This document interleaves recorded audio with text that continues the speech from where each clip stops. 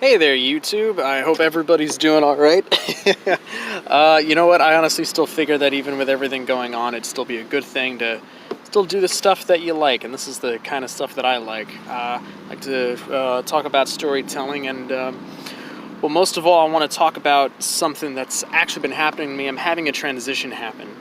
You see, is that the more and more that time has been going on about certain types of media, like, like certain comics and all that, the more that I've officially grown to realize that I think I'm officially done with current modern day DC comics. That's a little crazy to kind of think of, but I only ever really check out older things anyway. I am still a fan of a lot of stuff that I grew up on. I like to go back to stuff that I actually missed when I was growing up, because some of it was hard to find. And I mean, I've been the same way with Marvel for a longer time.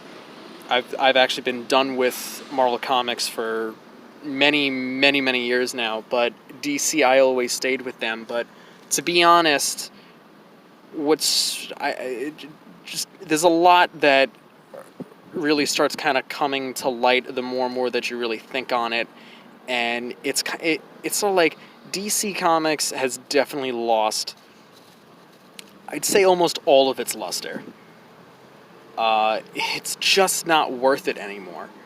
The older stuff still is, but current stuff, like anything from, like, I don't know, I mean, I'd even argue from the new 52 and on, I mean, like, there's still some really good things kind of sprinkled in there here and there, but I'm just kind of done.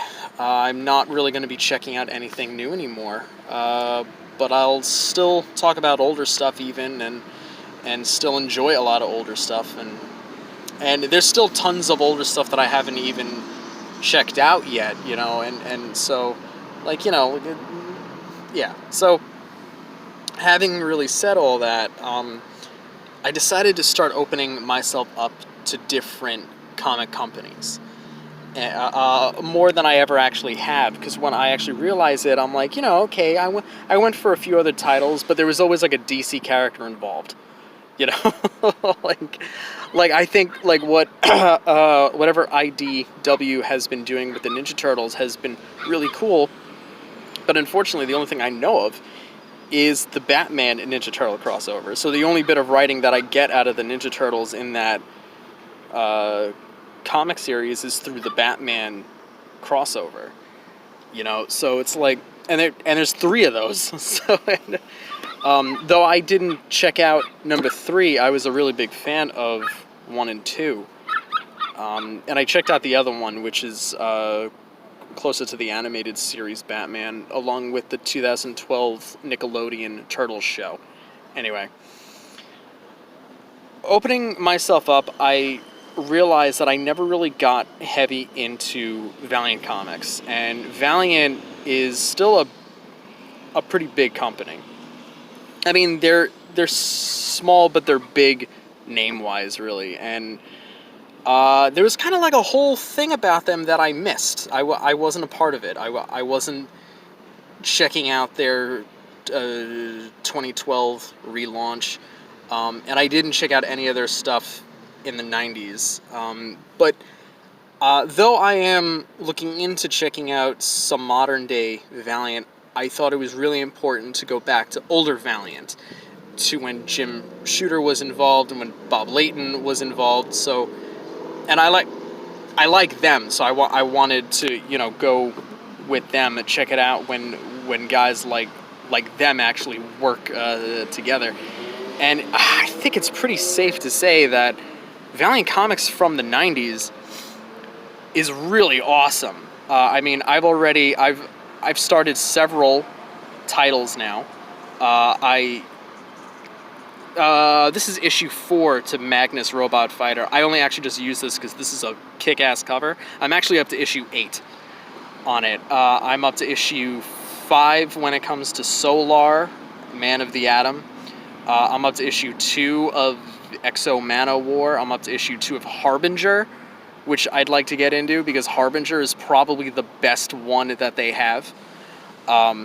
At least out of the ones that I've already checked out. I also checked out Bloodshot #1, which was also really good too. And I mean, the coolest part about it is that Valiant, the way that they told these stories, I mean, these are great stories. Like, there are set worlds and rules and all of this good stuff, like, just in the DNA of it all, and, like, I mean, this is a comic series designed to be a universe. It's actually really interesting when you think about how, like, a lot of studios now, a lot of film studios have been going through that whole trying to create a cinematic universe thing because of the MCU. I'd actually argue that the MCU is better than the current Marvel Comics. And the MCU probably represents Marvel now better than any of the comics ever have in a long time.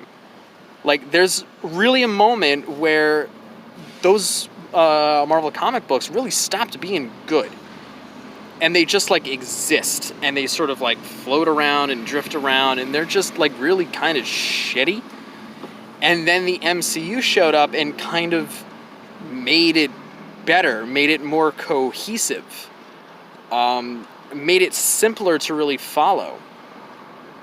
And with a lot of the branching off to and everything, like with the Netflix shows that are not around anymore, I like to point out, I don't love every single Marvel movie. I really don't. I actually think most of them are just not that great of films.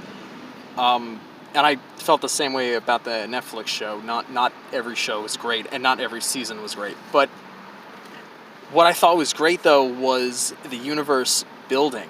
And when I look at Valiant here, I'm like, wow, Valiant Comics for the 90s is what the MCU is now. And it's because everything, like, flows very naturally, right? Like, like when you check out Magnus, like, you got to really read most of the Magnus books, and then you meet Rye, and with Rye, like, you'll hear about the Exo armor, and you'll also hear about Solar, and then when you jump into Solar is when you learn about the Harbinger Foundation.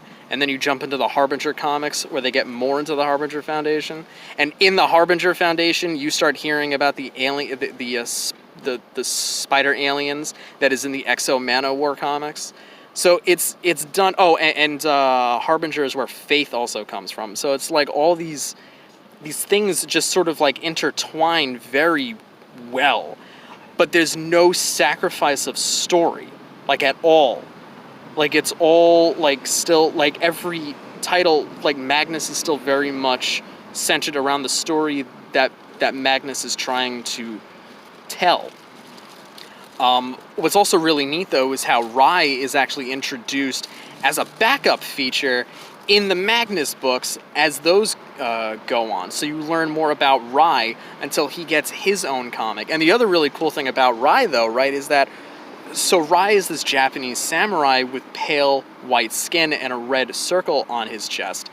And when you look at Bloodshot, though I haven't gotten very far into him yet, so I'm not entirely sure, but what I do get, though, is that Bloodshot was an experiment of a Japanese company that the result leaves him with pale white skin and a red circle on his chest. So I love how everything is so perfectly integrated. It is great. I mean, I'm not going to talk too much into what's been happening in a lot of the stories, because I'd like to save that for maybe a different time where I can actually focus a video on each title. But I just wanted to get into the fact that Valiant is very good. I mean, Harbinger here, this is probably the best one that I actually read so far. And it's I don't know, it's just really good. I get into the characters. I'm a fan of, like, all of these characters. I don't hate any of them, and they're all so different, and they all have their own voices, and they're all just so well done, and the artwork is really kick-ass, and Barry Windsor Smith has a fantastic origin in-between story that is going throughout the Solar comics, and that's fantastic because Barry Windsor Smith is like a genius artist that I don't think anybody has ever really surpassed. I personally, in my own opinion, think that he is the ceiling. He is a dude on his very own mountain, and nobody can really touch him. But the storytelling in these comics is so good, and the attention to detail for the backgrounds is something I've never really seen before.